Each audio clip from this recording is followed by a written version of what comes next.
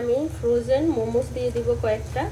হচ্ছে আমাদের মজাদার জর্দা সেমাই, দেখতে পাচ্ছেন কতটা ঝরঝরে হয়েছে। আজকে বানাবো জর্দা সেমাই, তো সেই জন্য আমি একটা সেমাই কিনে এনেছি। আপনারা যে কোনো ব্র্যান্ডের সেমাই ব্যবহার করতে পারেন, আমি ফুলসন সেমাইটা এনেছি। এখন সেমাইটা আমি রান্নায় চলে যাব। খুবই সহজ এই জর্দা সেমাই রান্না করা। আজকের ইফতারে জর্দা সেমাই আর কোরিয়ান রামেন, যেটা হালাল, তো এই রামেনটা তৈরি করব আজকে। আর জর্দা, এই হচ্ছে আমাদের আজকের ইফতার। তো প্রতিদিন তো অনেক কিছুই খাওয়া হয়, প্রতিদিন একই জিনিস একই টাইপের খাবার খেতে ভালো লাগে না, তাই আমি চেষ্টা করি ইফতারে একটু নতুন নতুন আইটেম তৈরি করার। তো চলুন তাহলে রান্না শুরু করে দেই। কড়াইয়ে দিয়ে দিব আমি প্রথমে ঘি 2 চামচ পরিমাণ, আর একটু দিয়ে দিলাম।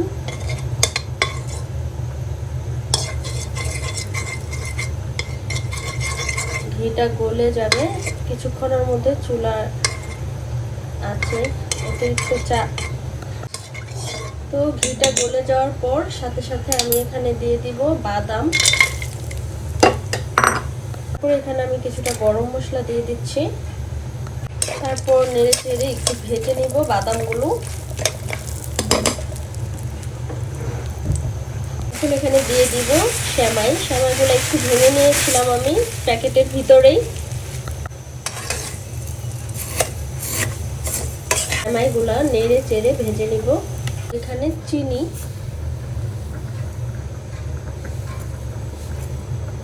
দিয়ে দিব এখানে পানি দিয়ে দিবেন রুম টেম্পারেচারে থাকা পানি, হালকা একটু গরম পানি। সেমাইটা নেড়ে চেড়ে রান্না করব, চিনিটা গলে যাবে ততক্ষণে। এখানে দিয়ে দিব নারকেলগুলো ফ্রোজেন ছিল, ডিপ ফ্রিজে রাখা ছিল, সেজন্য একটু গলে পানি বের হচ্ছে, তাই এখনই দিয়ে দিলাম। একসাথে পানিগুলো শুকিয়ে যাবে। পরিমাণ লবণ দিয়ে দিব, মিষ্টি খাবারে লবণ দিলে টেস্টটা খুব ব্যালেন্স হয়।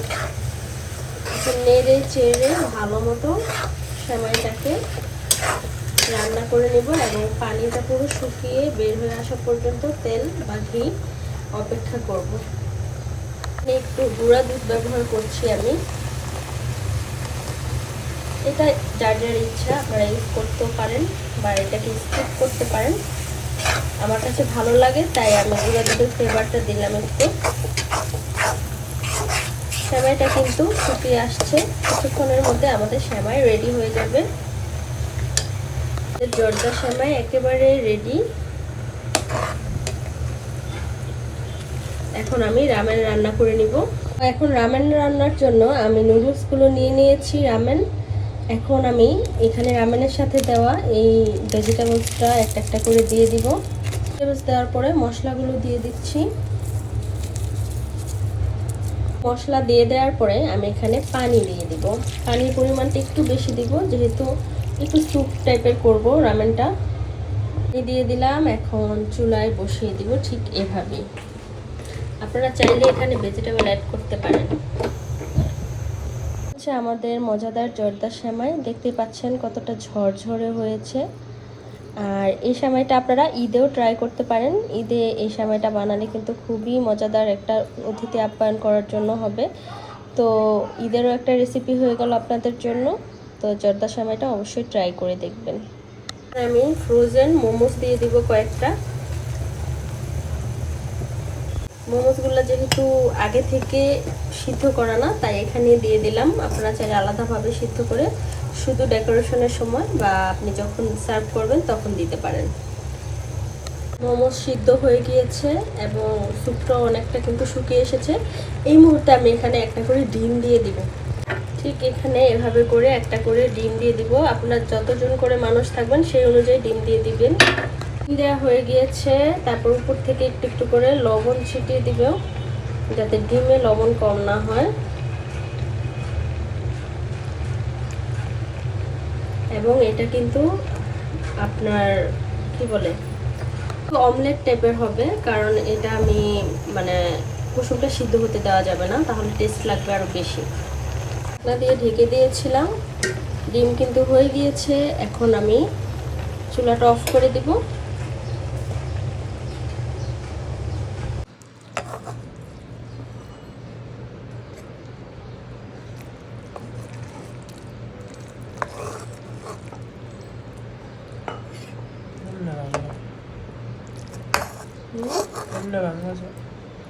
কেমনে বাংলাম? ভাঙ্গা গেল, আমার কি করার? এটা কি?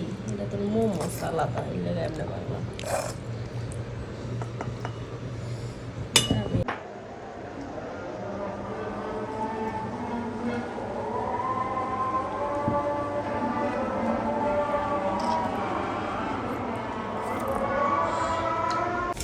বুঝলাম, এটা আনছো ঠিক আছে, কাটবো কি মাছ?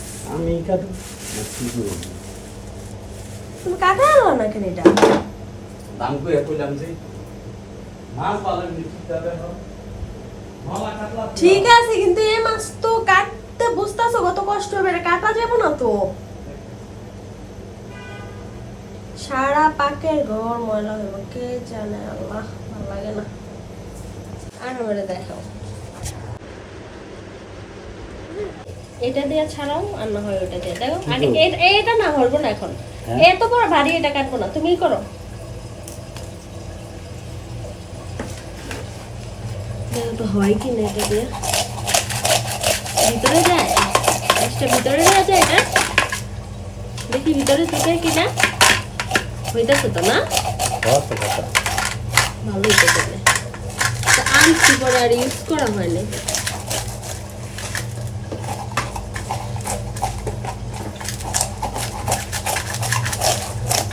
পিস করতে অনেক কষ্ট।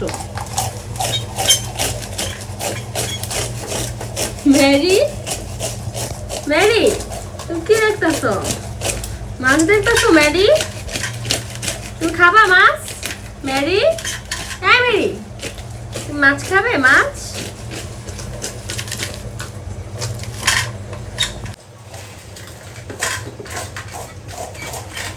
কাটা সাপা তাফান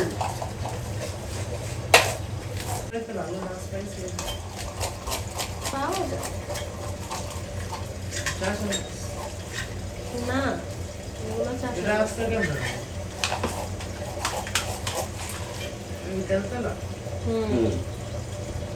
দেখে নিলো